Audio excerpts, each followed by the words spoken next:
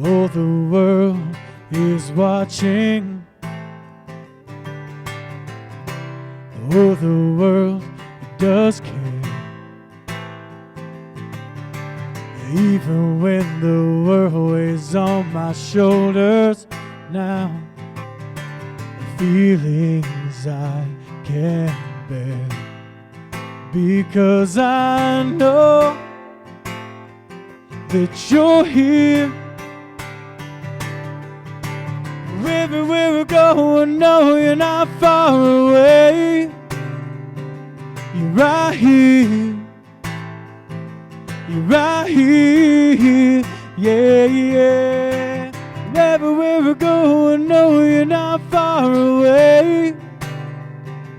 You're right here. You're right here. Yeah, yeah.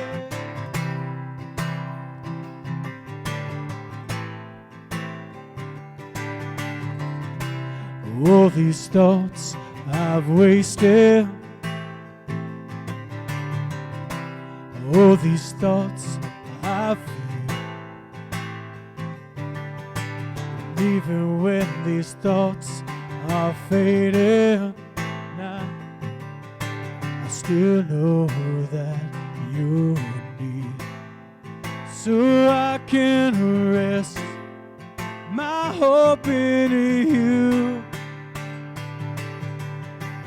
Everywhere I go, I know you're not far away. You're right here. You're right here. Yeah, yeah. Everywhere I go, I know you're not far away. You're right here. You're right here. Yeah, yeah. The many times that I have felt alone, the many times that I have felt the world was crashing down upon me, you always stood there by my side.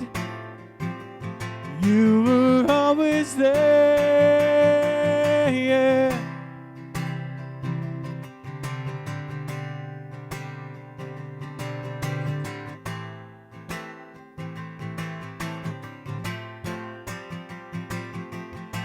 'Cause everywhere I go, I know you're not far away. You're right here. You're right here. Yeah, yeah. But everywhere I go, I know you're not far away. You're right here. You're right here. Yeah, yeah. Everywhere I go, I know you're not far away. You're right here. You're right here.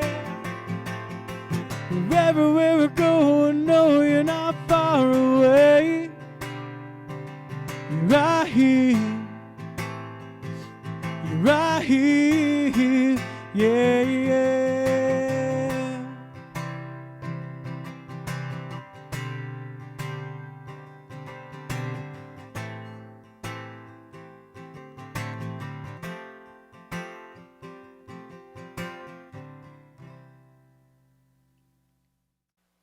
Hey, good morning, folks. We're so grateful that you are tuning in again here on YouTube.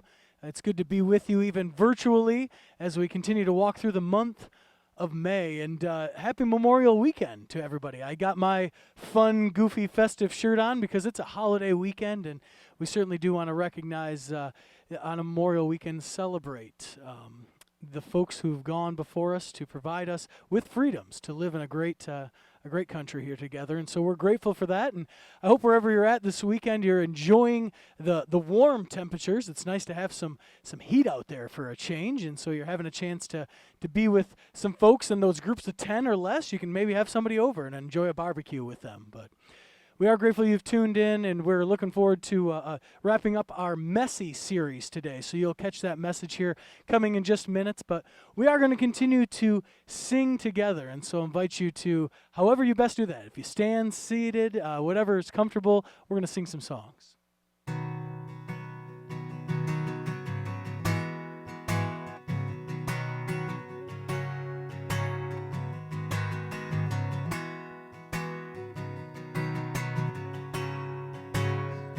I count on one thing, the same God that never fails will not fail me now. You won't fail me now in the waiting. The same God that's never late is working all things out, working all things out. Oh yes, I will lift you high in the lowest valley. Yes, I will bless your name. Oh yes, I will sing for joy when my heart is heavy all my days. Oh yes, I will for all my days. Oh yes, I will.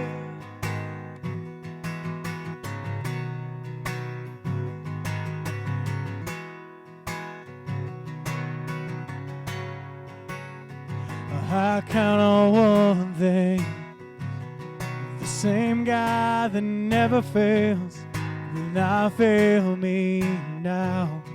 You won't fail me now in the waiting.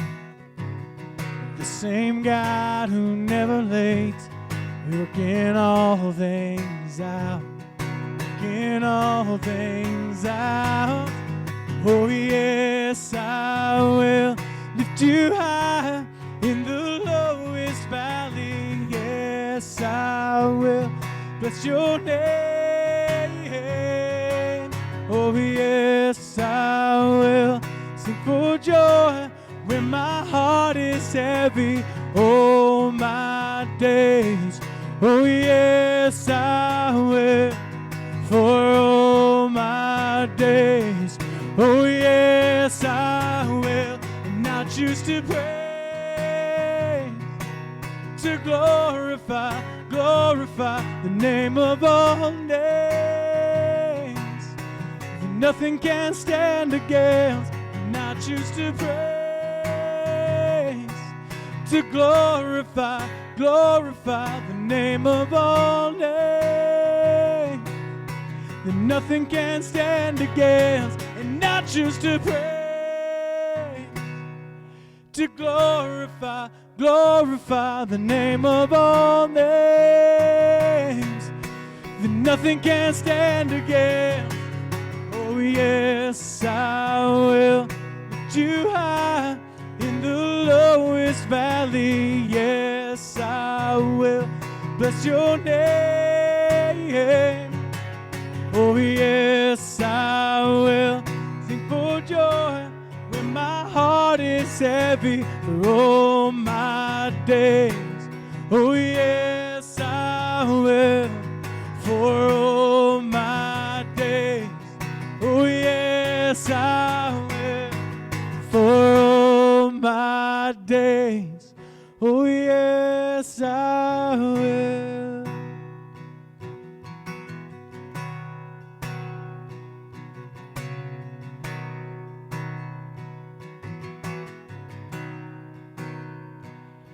Lord, I come, I confess, bowing here, I find my rest, and without you, I fall apart, 'cause you're the one that guides my heart.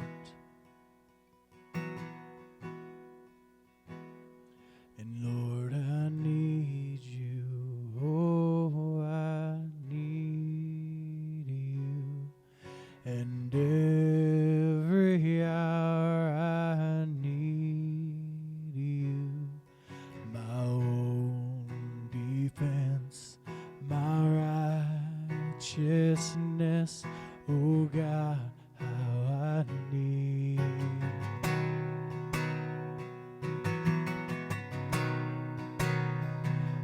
Sin runs deep, your grace is more. Where grace is found is where you are.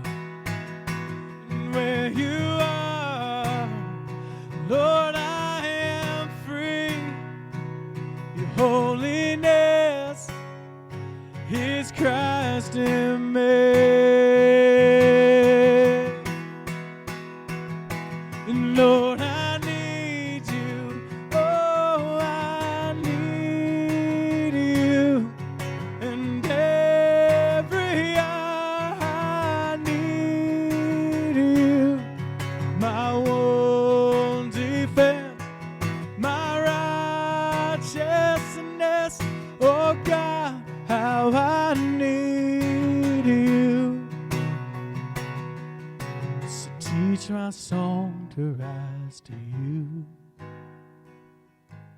Oh, when temptation comes my way, and when I cannot stand, I'll fall on you. Oh, Jesus, you're my hope and stay. And Lord, I need you. Oh, I need you. And every hour I need you. My own defense, my righteousness. Oh God, how I need you. Lord, I need you. Oh, I need you. And every hour I need you. My own defense, my righteousness. Oh God, how I need you. 'Cause you're my own defense, my righteousness. Oh God, how I need you.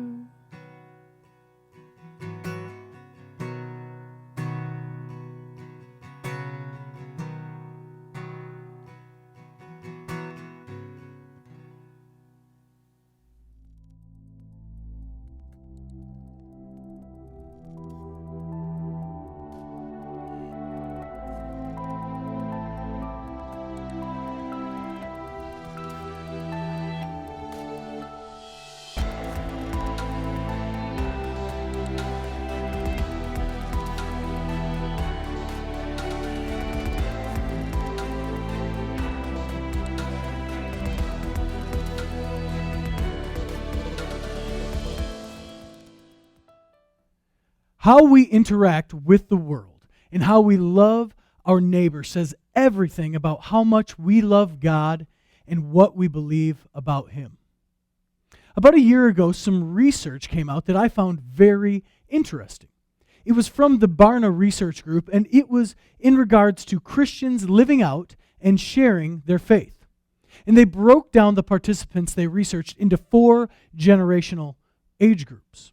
And one generation really caught my attention. It was the millennial group, and that's roughly ages 20 to 34 years of age. They were asked if they felt equipped to share their faith with others. And the millennial group responded yes at a clip of 73%, almost 3/4, which was by far the highest of all the age groups that were part of the research. The groups then were asked this question: is it somewhat wrong to share one's personal beliefs with someone of a different faith in the hopes that they will one day share the same faith as you?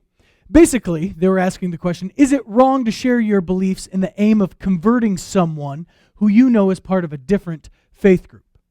And the millennial group said, yes, it is wrong, at a 47% clip, so almost half.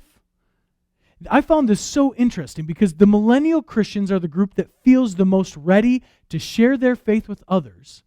Yet they're the group that most believes it is wrong to try and get others to believe just the same as they do.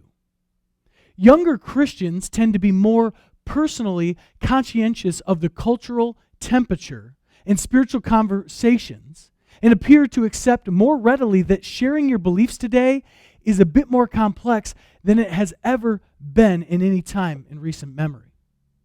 And this is witnessed, really, if we think about it, in our overall cultural uneasiness about conversations that overemphasize people's religious motives and far-reaching theologies. It's that apprehension that we feel when someone is just trying to get us to believe just like they do.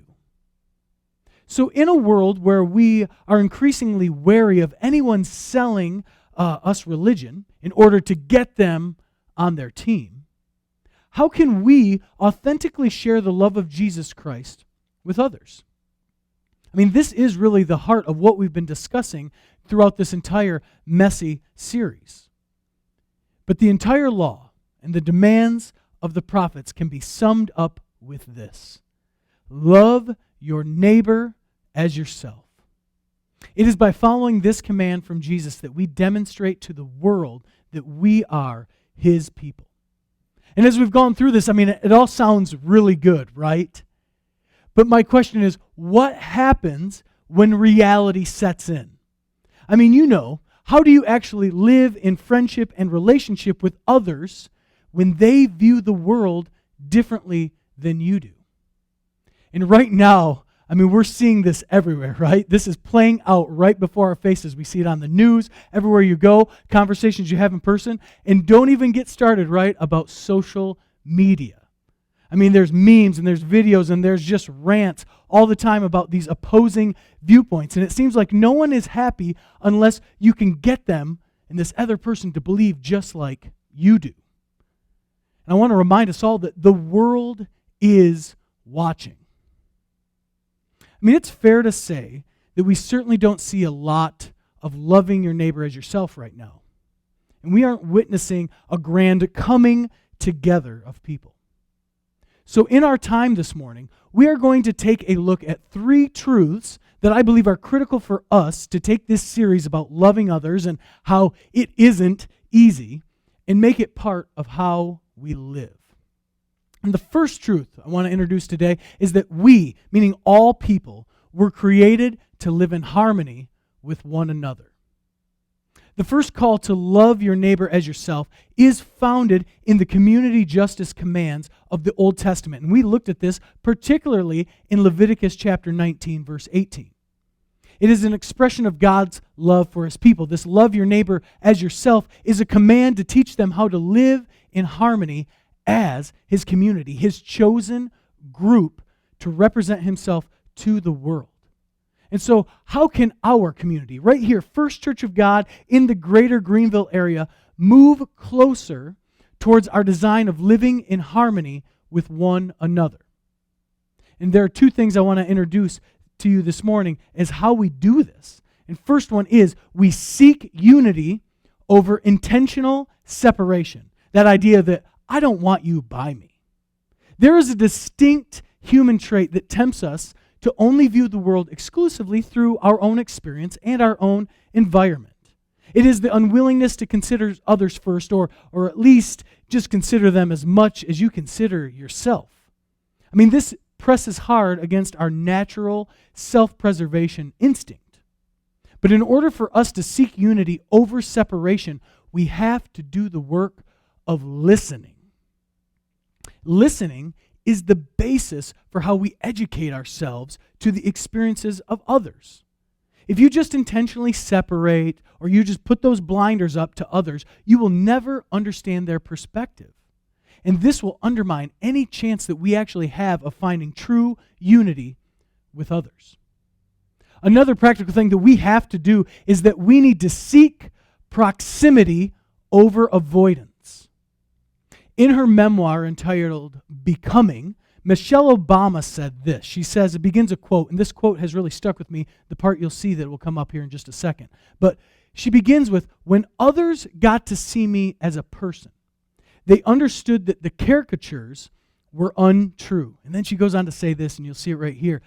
I've learned that it's harder to hate up close. It's true. When you steer clear of all opposing viewpoints, and you avoid all others that have a difference of opinion, it's easy to think in the way of us versus them. And unfortunately, all of us kind of default to this tactic way too easily. But the way we fight back against avoidance and we regain a connection with our fellow humans is to get close. It's to move towards the messiness that is relationships with others. And we invite proximity to help teach us. And you might remember this quote that I shared in past weeks from an author and a pastor, Danielle Strickland. And she says it this way. She says, our tendencies to resist and to ignore and to isolate and to segregate are strong and natural responses. Proximity is part of the solution. The closer we are to one another, the more realistic and possible a shared future becomes. We break strongholds by choosing to move toward each other. We break biases by seeing for ourselves. Proximity is so important because it moves you closer and it actually gives you a changed perspective and it changes the way you see others. The command to love your neighbor as yourself teaches us to live in harmony as a community. It is a call to love others now, and it must take precedence because we were all created to live in harmony with one another. Our second truth that I want to discuss this morning with you is that the way we live in harmony with others is through sacrificial love. And as we dive in here and discuss sacrificial love a little bit, this leads to some questions which we have actually been exploring and wrestling with a little over the past weeks. And things like, are we sacrificing in our love of others, or are we just doing the comfortable amount? Are we participating out of love, or do we have some kind of other motivation? And we talked about just last week the rich young man. And it reminded us of the need to work on ourselves and our personal choices and our priorities because they absolutely impact how we love others. So when we think about sacrificial love, luckily that for most of us doesn't actually mean laying down our physical lives, as in heart stopping, although it could, and some people have gone to those lengths. But for us, a self-surrendered love that produces harmony with others looks like prayer. It looks like following through and being trustworthy and showing respect. I mean, this type of love resembles grace in the midst of pain, and it looks like choosing to love in spite of selfishness. Sacrificial love looks like 1 Corinthians 13 kind of love. It is patient and it is kind. It's trusting and it's always understanding. It doesn't demand its own way. And it isn't irritable and it isn't inconsiderate. Instead, it celebrates freedom and truth. A true self-surrendered love comes to terms with the fact that people will always be in a perpetual state of progress as they move through life. I mean, we're never going to just be that perfect companion as if that was actually the goal. But we can agree that from our truest part of our souls that we will love others powerfully. When we are content with who we are and what we have to offer, we will see fewer broken relationships and we will instead realize more harmony with others. N.T. Wright, a scholar, biblical scholar, he asked the question of us this way. And he says, will we use the God-given revelation of love and grace as a way of boosting our own sense of isolated security and purity? Or will we see it as a call and a challenge to extend that love and grace to the whole world? We really are the recipients of this God-given love and grace. We're not saved by imperfectly keeping the law and doing all these good deeds, because that would mean that essentially there is a cap on what I have to do. And at some point, you've done it. And then you can become like a faithful, good taxpayer who has a right to say, no, I've met my amount of being taxed. And now I get to take what I have and deserve and then enjoy the quality of life and freedoms to accumulate and decide how I want to live. But instead, if we have actually received this revelation of love and grace, there is no limit to what Jesus will call us to do, what he can ask of us, and what he does ask of us. We've talked about possessions and our time and the beauty that we get to enjoy in life and our energy and our own life as we live it. And the truth is, we get to hold those things for a bit. But I would tell you that we don't get to own them. I mean, you have some nice things right now, and you get to enjoy it and you get to use it. That's a good thing. But don't allow it to own you. Because those who live the way of Jesus, they sacrifice for the good of everyone. We live in harmony with others through sacrificial love. Our third and final truth for today is that the greatest example of sacrificial love that I know is Jesus. In the Gospel of John, chapter 13, this is Jesus with his disciples in his last hours here on our world. And he's discussing with them this new commandment that he's going to give to them, and it's a familiar text here. Starting in verse 34, he says, "So now I am giving you a new commandment. Love each other.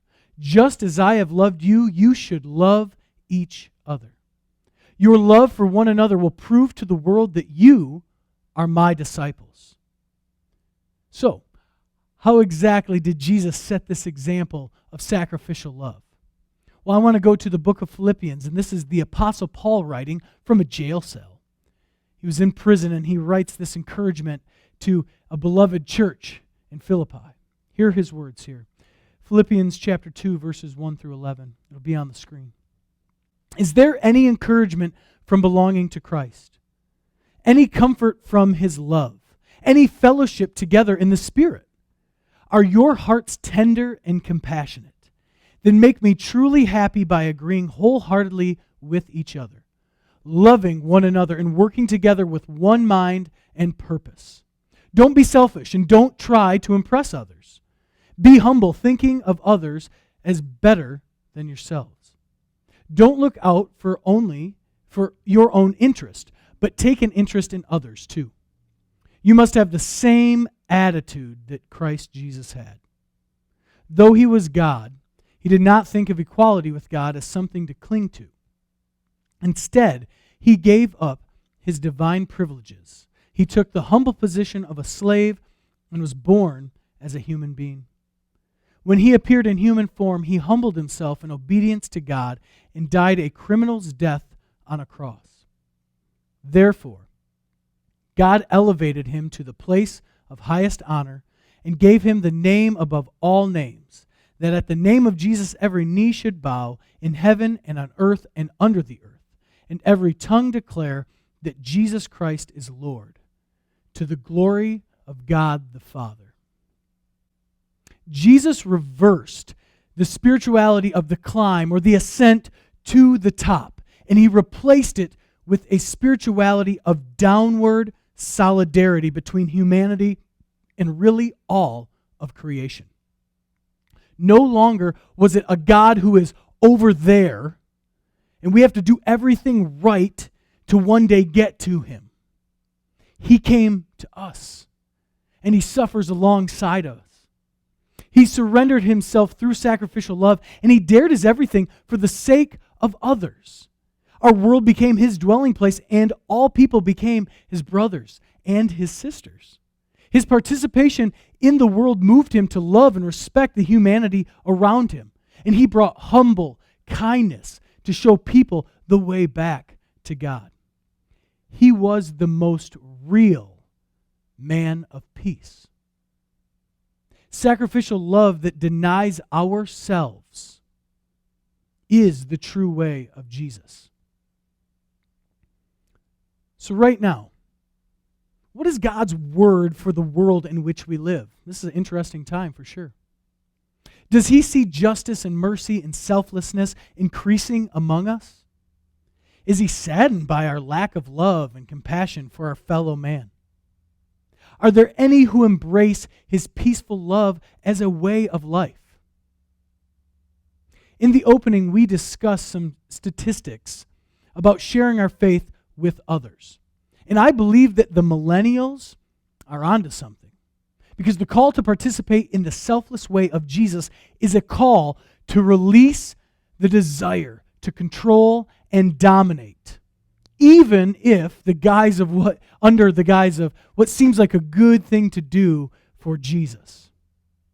Many people are increasingly less interested in what we have labeled in the past Christian dualism, which is the separating of people into two opposite groups.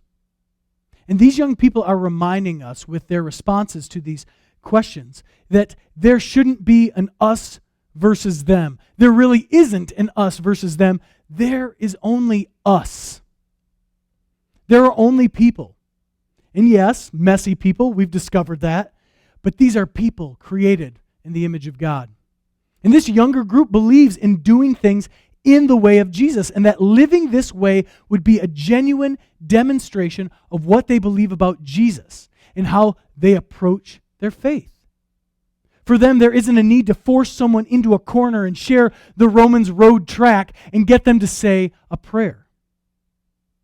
This group of younger Christians has discovered the truth that if you want to see beliefs and viewpoints and opinions soften and transform with other people, you are going to have to be in relationship with them. And they also should offer a quick reminder that people are people. They're not some kind of religious project that we have to fix. However, the opposite of this is that if you're only interested in being right, which when we talked in the past, we'd call that self-righteousness. But if you're interested in only being right or just having people believe exactly like you, then you can just avoid people. And you can continue to point out their wrongness and their flaws, but don't expect to bring any others along with you. Because arguing religion is not the point. The point is love. And not in some vague, really flowery, pretty kind of way, but an actual practical, an interactive, and hands-dirty kind of way. And I am encouraged when I see statistics like that, and I encounter so many of you that are doing this. I'm encouraged that there are believers in our communities who want to live in love and at the same time do it all authentically.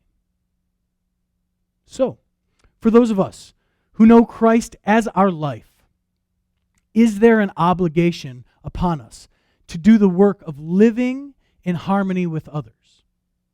There is. And we have even been told how to pursue this requirement. And we're going to look at Micah 6:8, a familiar text for many of you. And this is the contemporary English version. It says, "The Lord God has told you what is right and what he demands. See that justice is done. Let mercy be your first concern, and humbly obey your God."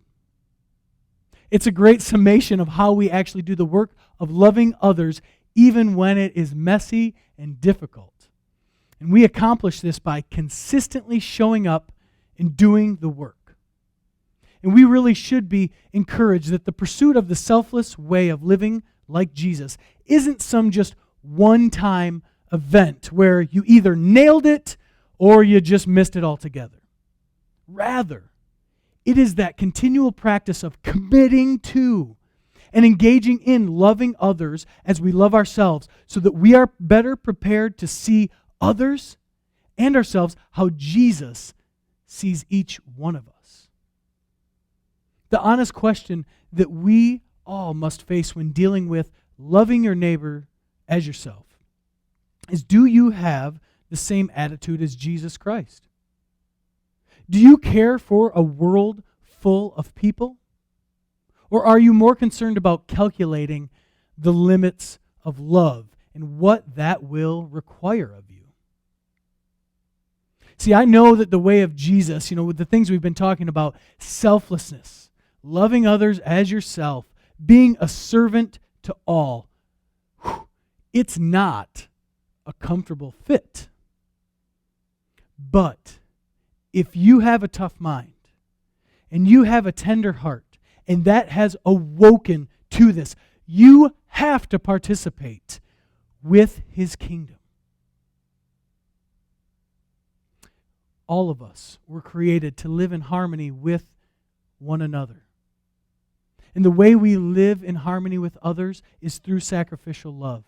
And the greatest example of sacrificial love is Jesus. I'm so thankful that you guys continue to tune in here on our YouTube channel. If you're listening in right now live, that means we're going to hop on Zoom here in just a matter of minutes. I'd encourage you to follow the link that's been sent out and posted in this video and just join us. We'll have a little more conversation as we wrap up this series and the discussion and we begin to kind of launch into the next thing. Thanks for taking your time to participate with us in community here virtually on YouTube. We'll see you soon.